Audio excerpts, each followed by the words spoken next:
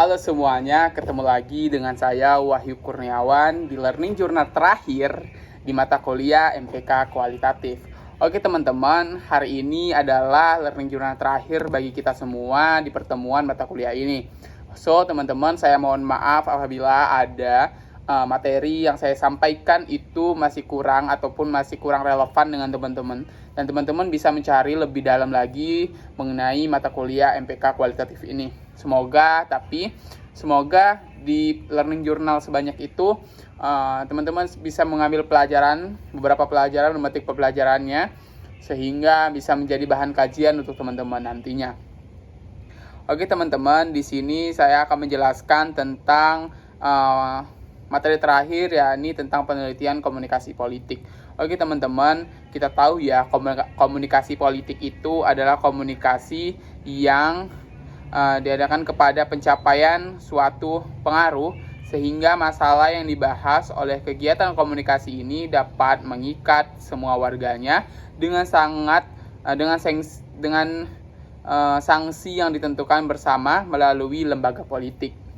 Teman-teman, kita tahu ya bahwasanya bagaimana sih komunikasi politik itu ada karena adanya politik di dunia ini. Adanya pemimpin yang memimpin suatu negara atau wilayah ataupun memimpin suatu organisasi atau kelompok. Teman-teman, komunikasi politik ini ada sejarahnya nih dari awal mulanya ataupun bagaimana pembentukan komunikasi politik ini. Teman-teman, awal mula komunikasi politik ini terjadi dari pasca Perang Dunia Pertama, di mana komunikasi ini belum dikenal nih antara komunikasi politik. Tetapi pada era Perang Dunia Kedua, era ini komunikasi politik itu sudah digunakan, di mana biasanya penelitian komunikasi politik ini berfokus pada opini publik ataupun opini propaganda gitu teman-teman. Biasanya tapi sebelum itu di Indonesia sendiri itu komunikasi politik itu terus berkembang sejak era reformasi gitu ya teman-teman. Teman-teman, di sini saya nggak berani menatap kamera karena lampunya silau gitu ya teman-teman. Nah, biasanya nih komunikasi politik itu di suatu negara, contohnya Indonesia, itu terjadi karena ada beberapa era-era dari pemimpinnya gitu. Dari contohnya era pemimpin pertama kita yakni Soekarno, habis itu era Soeharto dan era reformasi gitu ya teman-teman. Di mana di era Soeharto ini tuh didominasi oleh praktik pencitraannya gitu, dari retorika Soehartonya. Maksud saya tuh era Soekarno, di mana dominan pada praktik pencitraan kayak retorikanya, slogannya yang dilontarkan oleh Soekarno ini dalam memimpin suatu negara atau politik gitu ya teman-teman. Nah, biasanya nih dalam mendukung komunikasi politik ini Soekarno itu menggunakan media sebagai alat propagandanya gitu teman-teman. Nah, setelah era Soekarno, muncullah nih era Soeharto, yang dimana Bapak Soeharto atau Bapak Pembangunan gitu ya, dimana itu tuh biasanya komunikasi itu dikontrol nih sama mereka, sama para pemimpin itu gitu ya. Dan media itu dibatasi ruang lingkupnya sehingga kita tidak bisa melakukan kritik ataupun celaan gitu kepada pemimpin saat itu gitu ya. Nah, biasanya nih political marketingnya itu tumbuh dan banyaknya lembaga-lembaga survei yang bermunculan gitu ya teman-teman. Nah, bahkan ya teman-teman, Soeharto ini tuh mengendalikan opini dari leadersnya, kayak birokrasinya, partai Golkarnya, dan ABRI-nya gitu ya teman-teman. Nah, biasanya tuh penelitian politik itu tuh ditekan gitu oleh Soeharto gitu ya teman-teman.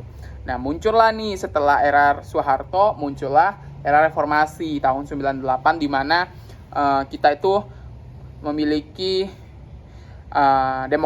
negara demokrasi yang membuka ruang lingkup kebebasan kita untuk melakukan pendapat gitu ya, berpendapat. Nah, biasanya di era reformasi ini muncul nih lembaga-lembaga survei ataupun marketing yang tumbuh di era reformasi ini gitu teman.